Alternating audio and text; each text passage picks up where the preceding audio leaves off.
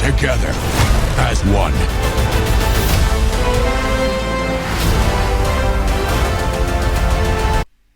Greetings and salutations, guys. Eric here with my review of Transformers 1, a movie that I am so happy to say is actually quite good, because I think I wasn't alone when that first trailer came out a few months ago thinking, this is not for me. Look, I get it. Transformers is based on a toy line. It should have appeal for kids, but for all of us adults who grew up with it and, refuse to grow up, it looked like this movie was just not going to be for us, which was disappointing because I think for a long time we've wanted to get a Transformers movie that focused back on the Transformers. Even though the last couple movies, Bumblebee and Rise of the Beast, way better than all the Michael Bay sequels, it still felt like the humans were so much center stage. So let's get back to getting to the core of these characters. And that this would not be the approach that would be that appealing for adults. But turns out it is appealing for everyone. I think that they really have pulled off a movie that has appeal for kids and adults alike. The focus here is on Orion Pax, voiced by Chris Hemsworth, and D16, voiced by Brian Tyree Henry, who are one day destined to become Optimus Prime and Megatron. But when we meet them, they are working as miners on Cybertron. Not children, they work in the mines. And we see them discover a long-lost message from the Primes, whose death long ago has put some dark times on Cybertron, and that will lead them on to their path to eventually become Optimus Prime and Megatron and kind of towards their destiny. The thing about that first trailer is it just looked like a joke fest. It looked like the whole movie was going to be quip, quip, quip, quip, quip, joke, joke, joke, joke, joke. And here's the thing. Every line from that trailer is in the movie. There is a lot of humor in this movie. It's just not so unrelenting. It is paced a lot better than that trailer seemed, and there are definitely moments that are very serious and dramatic, mixed in with the levity. The director here, Josh Cooley, is a huge Pixar alum. He worked on a ton of Pixar movies before making his directorial debut with Toy Story 4. He also co-wrote Inside Out. And yeah, he brings that sort of the blend, that Pixar blend of wanting to be funny, funny, funny until they're going to hit you hard with some big moments. I'm not saying this is Pixar level as far as what it accomplishes, but I think you can sense someone who was trained on that sensibility to blend all those different emotions together.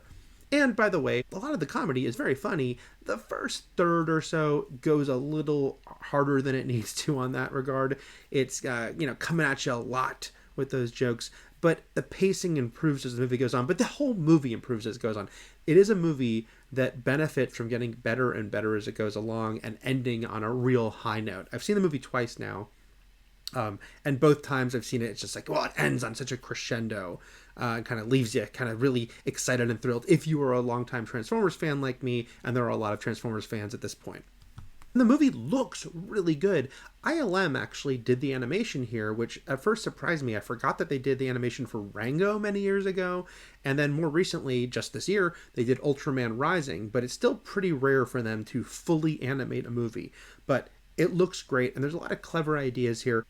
It's probably unavoidable that Cybertron at some points will make you think of Coruscant because of it's a, one huge city planet, but there's a lot of new concepts here as well. Just the fact that everything is underground and you kind of see towers coming down and rising up at the same time. It looks different, it has its own feel, and then the surface, because everyone lives beneath the surface, we eventually do go to the surface, and I really love that depiction because there is organic elements there as well. There's these giant rock formations, maybe they're crystal, maybe there is some sort of mechanic parts to them. They change shape, they transform. It's a really cool way to depict that, and the fact that there is wildlife, but they are definitely robots. It's just a really creative, cool sci-fi blend here of things that, especially on a franchise like Transformers, has been around for so long. And I thought that, okay, we know what Cybertron looks like, but no, they've got some new clever twists on it. And I really like how the movie establishes this class system on Cybertron at the time, which is a real crux of the story. Because at this point, there are proper Transformers that we know, but then there are the lower class, which Orion and D are part of.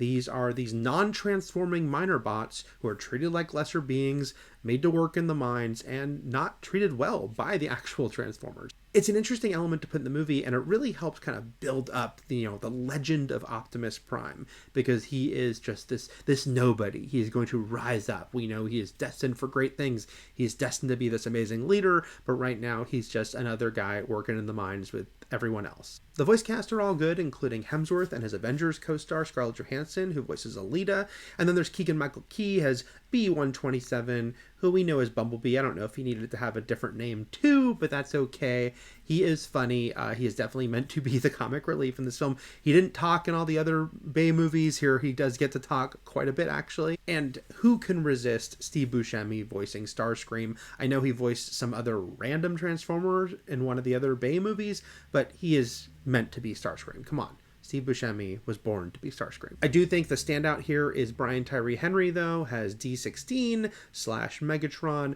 He gets to really show the full gamut of emotions, and the big turn here, obviously, as he's the character we know is destined to turn to the dark side, as it were.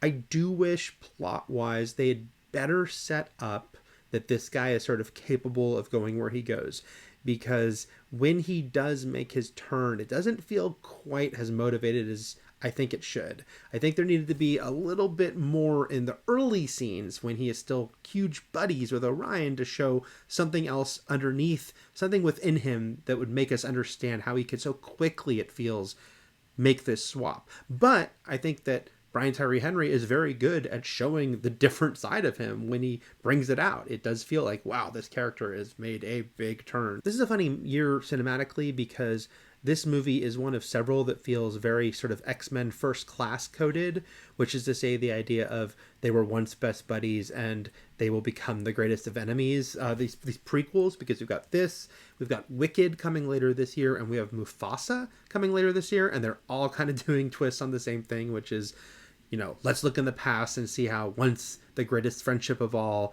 was going to be torn asunder. Though it is a compelling idea.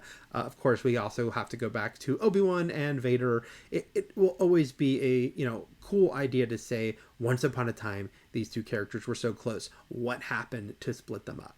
This is a movie that is so immersed in the lore of Transformers, and it is funny to kind of take a step back and think about how words like energon or the term matrix of leadership are, pretty silly from afar. But for those of us who grew up with Transformers, we're all in on this stuff. We love it, right? And I feel like Josh Cooley and everyone involved here, they did have that love for the franchise. They are fans too. You can feel that there is love and affection here. You can feel, and yeah, there's a couple of Easter eggs and a couple little lines that, give you a little nod towards the past of the franchise, but mostly just the way they tell the story and the care they have for the characters, and that they give it this respect. And I know it's funny, guys. It's a toy. It's based on toys. But at this point, Optimus Prime is truly a beloved character, right? He might have started his one thing, but he is now an iconic, beloved character, a beloved leader in fiction, and I think that this movie gives him his due, gives Megatron his due as a bad guy. I really was happy with this in a way I just did not expect.